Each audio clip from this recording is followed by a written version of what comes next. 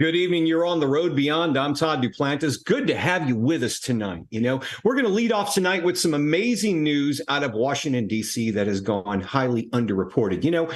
You can't get politicians in Washington, D.C. across the aisle to work together, but they seem to love to get together and both enjoy the subject of UAPs, UFOs, and aliens. In fact, that's what's been happening on Congressional Hill. And if you haven't been watching TV over the past few weeks, well, if you were watching TV, you probably didn't know about this. There was news out there. There are indeed credible witnesses who say we have in our possession the bodies of extraterrestrial beings. Let me say that again. Witnesses telling Congress under oath that they have been recovered bodies of non-human biological entities.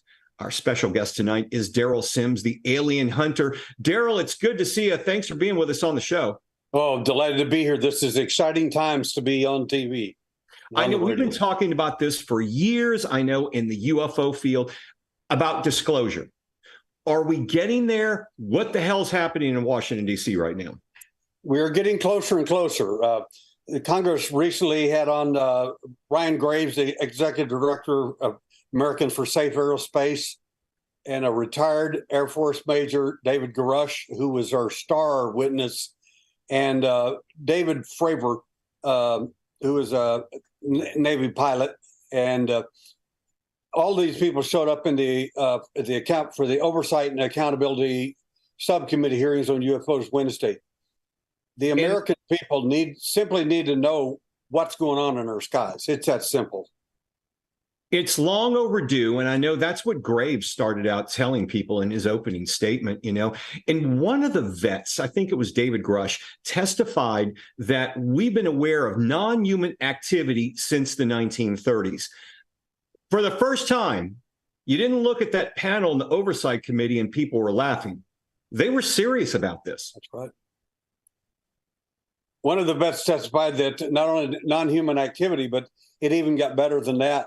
He went on further to say that he had actually been David Koresh said that he had been threatened, and even named who the threats, where the threats came from, that he had personally been threatened and his wife had been threatened as a result of him coming forward to this committee.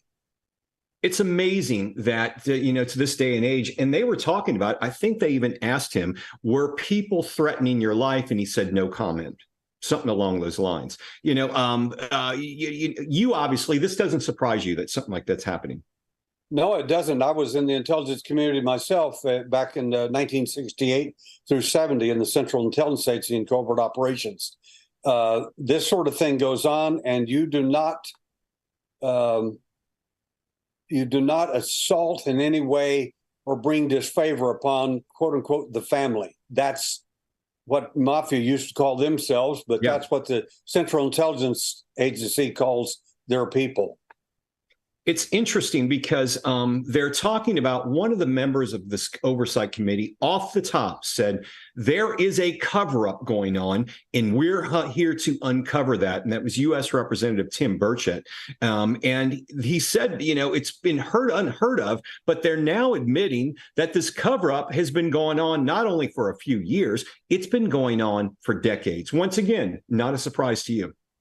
Not a surprise because we've got reports, and I even privately have my own investigating system, and we have a crash craft as well reported long ago, and good solid witnesses, and the people who were involved in that, the military people, their records were expunged. They can't even get VA help now because they can't even prove they were in the military.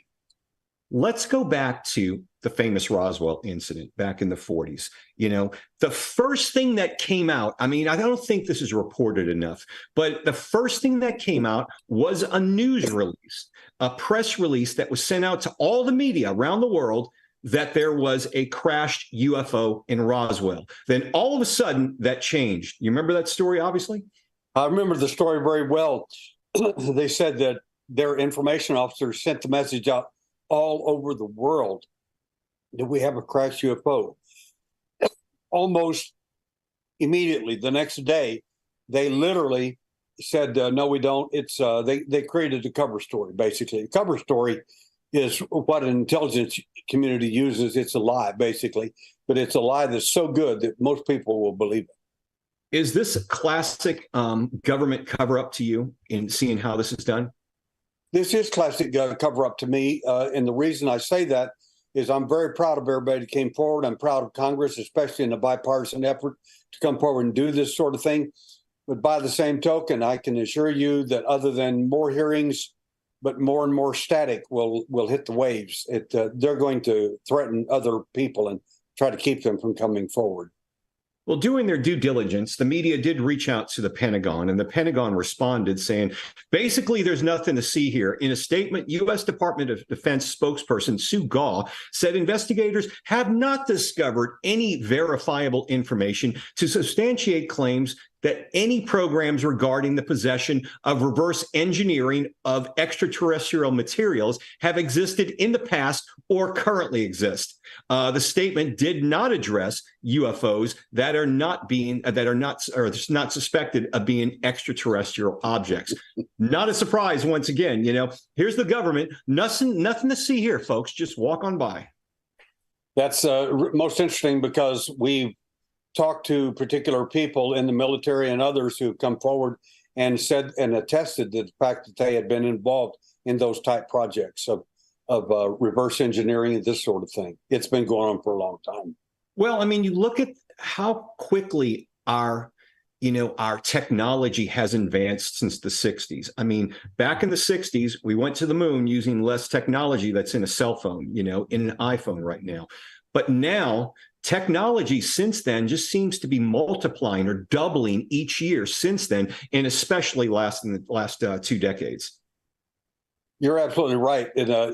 Chuck Schumer pleaded that to declassify all UFO and UAP data. I hope that he stays on that and that everybody stays with it. But I'm telling you that they're going to get a lot of pushback from the military-industrial complex and the intelligence community, specifically the Pentagon. You wait and see. Do you find this interesting that once in in the past, as long as I can remember, at least in the past 10 years, that we have both sides of the aisle coming together for maybe disclosure or trying to get the truth out there? Well, it's a nice attempt, in my opinion. I think ultimately what they should have done or should do in the future is bring on ex-intelligence people. Literally, who are not connected anymore to the system, and let them do the questioning of witnesses, because these people, I assure you, they know where the bodies are buried. They know how to ask the probing questions. They'll get to the bottom of this quickly. In your opinion, Daryl, why are we getting this now? I mean, it's taken so many years. They could have released this before the pandemic. Is there something going on behind the scenes that they are terrified of and they're trying to prepare the American people for, or the world for? The fear I think that the intelligence community has is this. Part of them want this stuff out because they want everyone to know. I mean, because this affects everybody. It's not just a U.S. secret. It's everybody's secret. They need to know. Right. That's part of it. The other half of that side is the other part of the intelligence community don't want anything out, and they're fighting even among themselves over that issue. Could it also be that we're at an age where every American, every citizen in this country and possibly around the world has a cell phone and is recording and documenting their life and everything they see? And whether they like it or not, somebody's going to get some UFO pictures, and sooner or later, we're going to get some alien pictures or interdimensional beings, whatever the hell they are. We're going to start seeing them popping up in Instagram and Facebook feeds. Well, investigators like myself, who have been doing this for over 50 years, I already have those pictures. I already have enough evidence alone. They're just needing highlighted major people that show up that are degreed or Air Force pilots and this sort of thing. They need people of their own kind first. We will be second and third level tier down for witnesses. let's talk about some of the interesting pictures you sent us a couple of weeks ago that were shot in a Texas town north of San Antonio, north of Fredericksburg, near the small town of London. So we're going to show you that on the map. Daryl, we're going to show the pictures. Tell us what you see, because you got two sets. Some of them look like they are shot at night, and then some of them have this mysterious orb that we've seen similar types of videos in these that the Navy pilots have taken. The first of all, the witnesses in this particular case were rather fascinating people, because I know them very well. They own a large ranch in the area. The conditions were perfect in the sky. Everything was flawless. There were no clouds whatsoever. And then all of a sudden, 18 to 22 objects come flying across the sky, blinking, well lit in a continuous row. Because of that, they sent the information to me immediately, wanting to know what it is. They had no opinion. They didn't say flying saucers. They didn't know what it was. And so I sent the information off to friends of mine who are, one of them was ex special agent for the FBI. Another one was a DSP satellite specialist. And they both came back with the answer that these are, in fact, the Starlight system, where they're dropping these little satellites. And all that made sense. It really made sense to me. But the problem was, as I told them, I said, I understand that and I get it, but I have to be absolutely sure. So I wanted a forensic expert to go after it and to look at it, one of our people. The reason I say that is because recently one of our high-tech guys was looking at 3 different meteorites where UFOs were appearing, but there were 3 meteorites that came down. As he looked at the 3 meteorites, the first 2 he tested were obviously meteorites, no question. Right. But he used an oscilloscope and other equipment, and he saw something that stunned him. He saw literally instead of a straight streak coming down on that, which looked like a meteorite, it had a zigzag line all the way through it. That one obviously was not a meteorite, and it showed up a number of other anomalies as well. So I just want to be real sure about all this whenever I say it. Tell these people it's a Starlight satellite, and likely Starlink, those were likely. And let me chime in here. Scotty Barrett, can you show us? Can you show us those pictures again? Let me see. We got them up now. Yeah. The Starlight satellite. I've got a picture of an I think we're talking. Let's hold on. It's Starlink. Starlink. Starlink. Right. Starlink satellites. The pictures that they have generated to depict them do not really match, do they, Daryl? Well, I had a problem with that, and thank you for bringing that up. I talked to both these people, and they assured me that because the Starlinks were being launched during that time period, it had to be it. I said, that doesn't necessarily make it true. I said, it makes it a good candidate for what they're probably seeing. I get that. But I sent these experts also some pictures of UFOs taken in the area. Some of them, the stories go back as far as 1878 in the London area of Texas. Wow. Okay. Yeah. Yeah. And Daryl, you also sent us a picture of what looks like a spear, and it looks very similar to what some of these Navy pilots were chasing. What is that exactly? That is an interesting object that this comes to me from 2 people. One is Lisa, and the other one is her brother. Her brother, she said, he takes pictures of UFOs from time to time, and he's a great photographer. But the fact is that he is what some people refer to as an abductee, someone who feels like he's been contacted in some way or another by these objects. Be that as it may, the point is he comes up with some of the most interesting photography that we've not been able to assail yet. Where is he located? Is he in the Texas area as well? He is in the Texas area. He's up in around Dallas, specifically. Now, there has been sightings reported, correct me if I'm wrong, they made a movie about this, about an alien who visited in the 1800s, I believe, here in Texas, and was even buried in a cemetery in there. Are you familiar with that story? Because it seems like Texas has a lot of UFO lore about it. I am familiar with the case. In fact, was asked to come speak there this year when they had their annual meeting.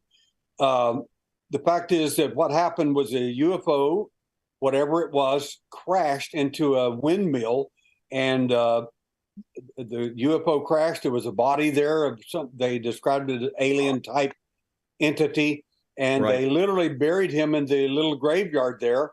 And that he stayed in the graveyard for a long time until someone decided they wanted to exhume the body and look at it. Shortly thereafter, we don't know who did it because they would not let anybody touch the body or the grave or anything.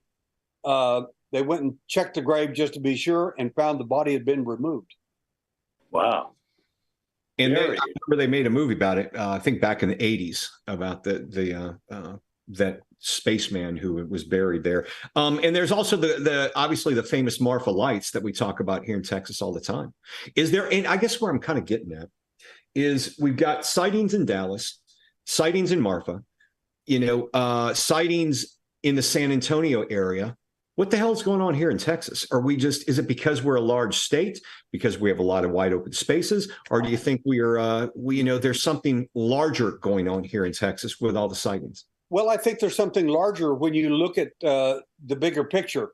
For instance, when I went to Marfa, Texas to study the Marfa lights, I went into this particular building where one of the people worked, and I said, "Tell me about the Marfa lights." And he said, "Sir, all the information's on the wall."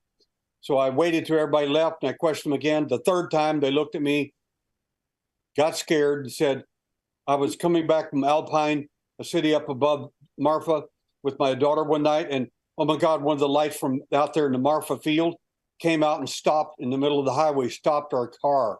Said, "I was scared half to death." So if the Marfa lights are nothing, what are they doing driving out to parking in front of these people and scaring them half to death? These are people that live there. Right. I mean, it's amazing to me, Scotty. We live here in Texas, and all of this activity is happening. Obviously, we have a very strong UFO network here in MUFON is very strong in the Houston area and throughout Texas. But it seems like there's a lot more going on here. Could it be that we have NASA located in Houston? Do you think that plays any role in what's going on? I got to tell you, I think that has a big connection. Because there are people who are looking up in the sky here in Texas because they work at NASA. And also think of it from the extraterrestrial point of view. Houston, we have a problem. Yeah, right. They have heard that. Okay. I don't know. I go back to my UFO sighting experience. Right. Can we had one in Canada, right? We're talking about 1970. I was 14 years old, almost 15. I was in Vancouver, West Vancouver, British Columbia. Our house was 1,000 feet above sea level, looking south over Vancouver and the Lions Gate Bridge. Let's see a picture of that, our view. And I was out there on the top veranda looking down one evening, about 8 o'clock, and Dr. Larry Hepler was with me. And Larry turned and said, "Well, what's that?" And there were these 3 lights, oblong white lights, blasting across the skyline of Vancouver. We got a picture of the view I had briefly. Right. And one would peel off. They would go out over Burrard Inlet, and the lights would double, which led me to believe they were flying low, and it was a reflection off of the Burrard Inlet. And then they'd come back over Stanley Park, a wooded area. There'd be just 3 or 4 lights. And then they'd go back to the west over English Bay, and the lights would double again. And this happened for at least 6-7 minutes. My father came out on the veranda behind us and was looking. My mother came, she got upset. But I was, 14, I'm going on 15. And I remember seeing it. I even wrote in my journal. I wrote in my journal and dated it 9/11/1970. Something strange in the air tonight. It really affected my life. And then my father, we had all these sightings that would come in in the Northwest Territories, in Vancouver, in the 70s, over Vancouver Island. We've got some pictures of some of those sightings, and I've looked at those sightings, and I've recorded them and analyzed them. These oblong white objects over Vancouver Island. My father we would go on vacation to the west coast of Vancouver Island. That means getting on a ferry in the station wagon, driving clear across the island on a loggers road, and then we would set camp, and he would just look at the sky. Well, my father was affected by this. Daryl, let me ask you this, just to kind of wrap up what we were talking about. There was something that was on Twitter the other day, and let me find the notification. It was from a gentleman named Clint Ehrlich, and he's an attorney, computer scientist, and principal investigator, has about 82,000 followers. In response to the hearing, he posted out there, David Grush may have seen proof of an extraterrestrial mothership commanding a Tic Tac UAP. It sounds crazy, but it spells out in declassified documents. Buckle up. Oh. You buying that?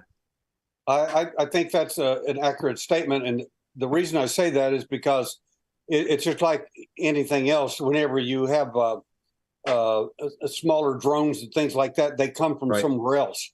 So there's something bringing that here. Something's carrying it. Somebody's driving the bus. Who is it?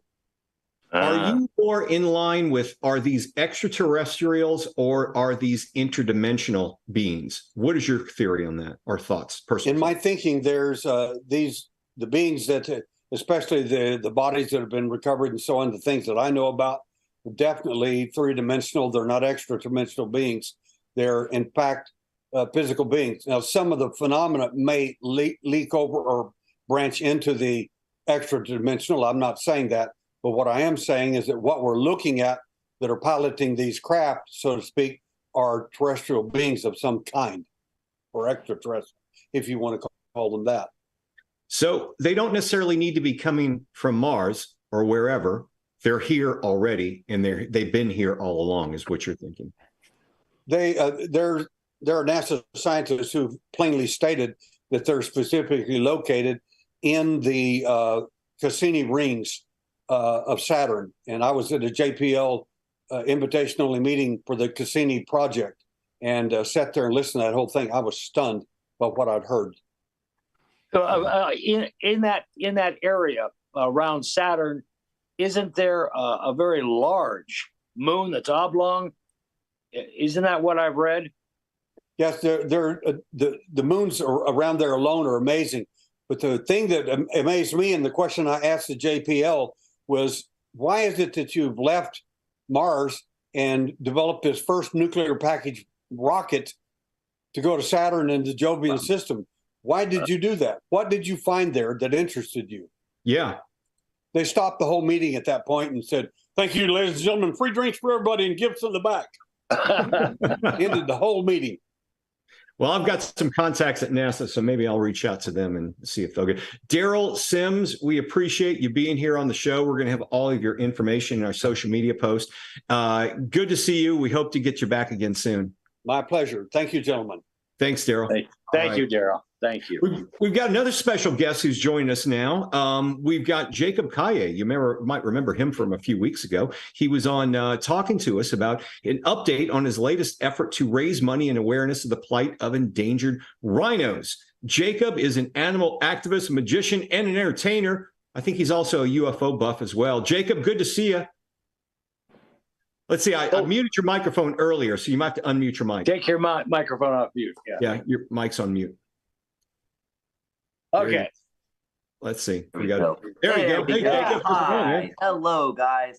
Thank you. Not so much of a UFO buff, but an enthusiast. I would love to have a day with Travis Walton. I would love to just understand what creationists think of all what's happening these days. But yeah, I would say I have a lot more questions rather than having knowledge. You should check out, I was on Isaiah Carey's show a week ago tonight, So you should check out his show, because we spoke about creationists, and we had some religious people talking about what happens if aliens are here. How's that going to affect us here? So check out the show. Would love that. Would love to. You had you're raising some money, and you had a comedy show recently. Tell us about what's going on. Oh, it was such a blast. So the part of helping these animals is to realize that in order to find a destination to save these animals, we have to help the people that are in poverty, that are killing these animals. And not that this family that I donated the money to for this previous event, but it was for a family that was in poverty, that was in very dire need from South Africa. And, you know, they may not be poaching rhinos, but unfortunately over there, crime does pay. And I just didn't want that too. I mean, these people are supporting their lives, you know, unfortunately with this, and you understand where they're coming from. Unfortunately, Jake, we've got about 30 seconds left. And can you tell us what you're going to be doing next and where people can donate to your cause? Honestly, if you want to donate, House Party Comedy on Venmo, and all the proceeds will be going to pangolins, to the Johannesburg Wildlife Vet. But the next thing I'm doing, I'm going to Los Angeles to be having a presentation, like a TED Talk on rhino conservation, as well as the movie that I've been working on, where I've been, as you know, going undercover with rhino poachers. Well, we want to say undercover, but just deep, like a diary of their life. Right. Well, we want to keep up with you, so we'd love to get you back on the show as you keep moving forward with this venture. Continued success to you, Jacob. Thanks for being here. Thank you so much. And thank you all for joining us on the Road Beyond podcast. I'm Todd Duplantis. Find us on Facebook, YouTube, Twitter. We're all over the place. We'll see you next week.